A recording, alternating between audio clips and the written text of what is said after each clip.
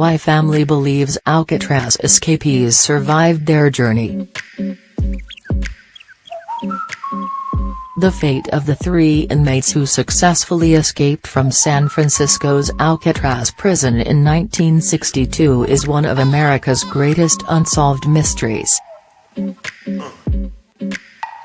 Their bodies were never found and the manhunt is still on 54 years later.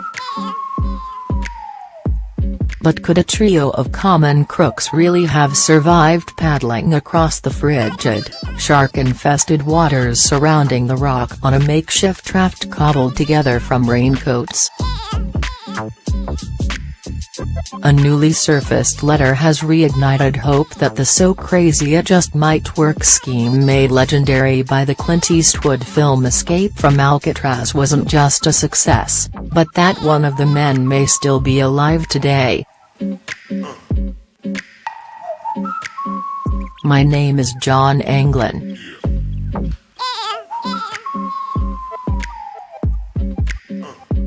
I escaped from Alcatraz in June 1962 with my brother Clarence and Frank Morris. I'm 83 years old and in bad shape.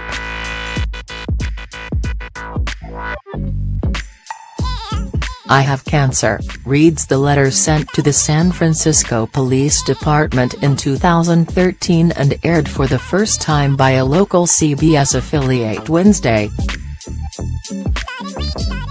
Yes, we all made it that night, but barely.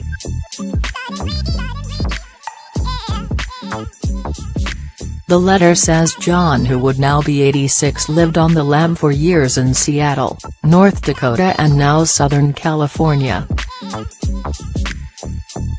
Morris died in 2008 and Clarence in 2011, it claims. John says he's reaching out to the feds because he needs a doctor to treat his cancer.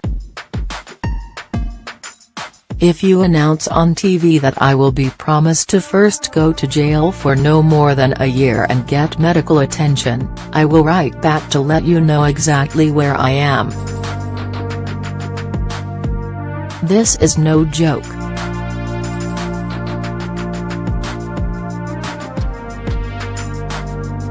The U.S. Marshals, which has kept the case open for decades, says the FBI performed a forensic handwriting analysis on the letter, but the results were inconclusive. Family members tell the Post it doesn't look like his handwriting, but they do believe all 3 men survived the breakout and that John is still out there. The handwriting don't look anything like it.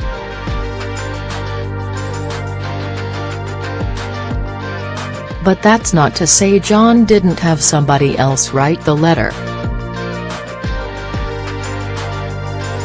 They're pretty intelligent, they know the deal with fingerprints, says John's nephew David Widnor, 51. The marshals say the letter yielded no leads, but the case remains open even if the agency doesn't seem thrilled about the possibility that 3 thieves have evaded their clutches for more than 5 decades.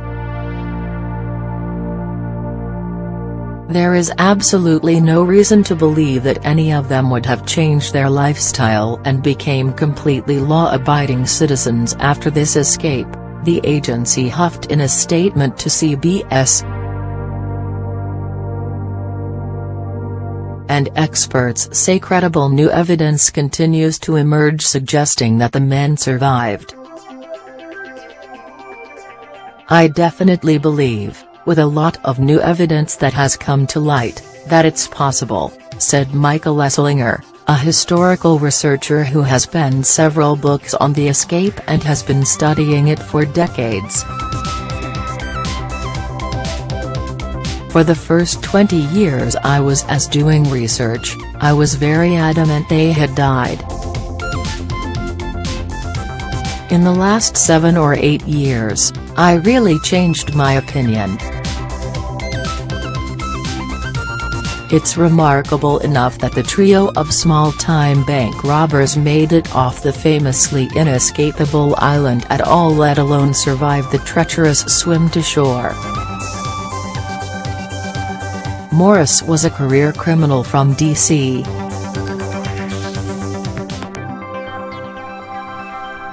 who spent his childhood in and out of foster homes and had already racked up a lengthy rap sheet in his teens. The Anglin brothers were poor farmers from Florida who had turned to sticking up banks with toy guns. Morris was a natural brainiac, according to Esslinger, while the Anglins had learned to be very crafty. They grew up with 14 brothers and sisters. They didn't have a lot, so they had to make do with what they had, says Widnor. My mom said they were like achievers.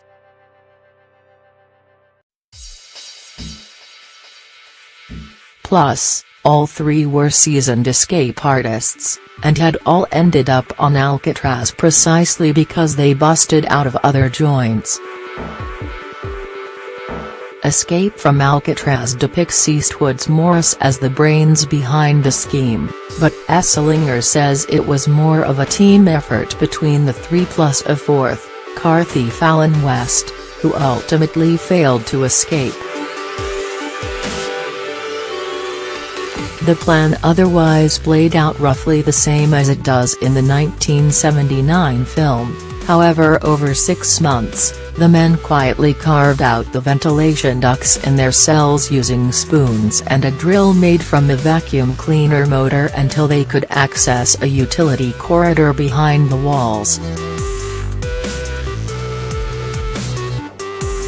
There, they created a workshop and constructed a raft and life jackets out of pilfered rain jackets using steam pipes to seal the seams and made paddles from scrap wood.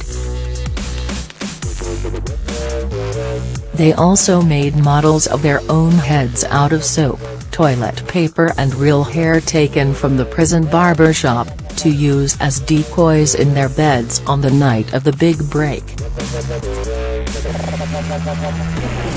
Finally, on June 11, 1962, the three slipped out. West couldn't get through his duct and was left behind and climbed to the prison roof, slid down a smokestack, scaled a fence, inflated their raft with a concertina and set sail for nearby Angel Island.